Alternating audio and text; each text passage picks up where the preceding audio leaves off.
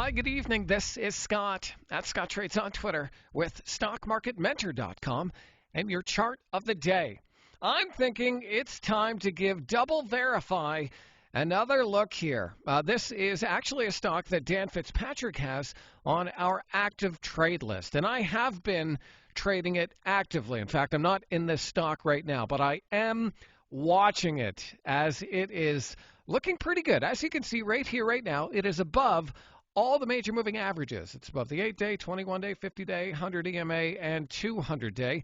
And if I zoom out, the trend since May has been up. It hit a low here in May, and I can draw this nice upward sloping trend line, and you can see it's held pretty darn good so far. And so we have a clear uptrend, at least in the near term, on this chart. Now, if I zoom out, you can see this chart doesn't really have a lot of trading history, but it's getting to a pretty key level here at this $30 zone.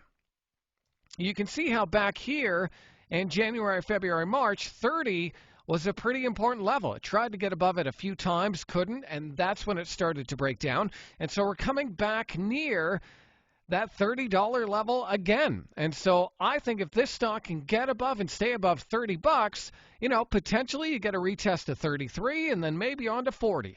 So this is definitely a stock that I think you should keep on your watch list. And even if you're just casually trading a small bit, I think you want to use that 8-day or 21-day EMA as your stop loss level. As long as it can trend above there, I think you're good to go. So this is definitely a stock I'm going to try and get back into if it offers me a nice, clean entry. So one I wanted to share with you and something we're watching over at StockMarketMentor.com. If you want to see what else we're up to, take a trial, and I'll see you on the other side.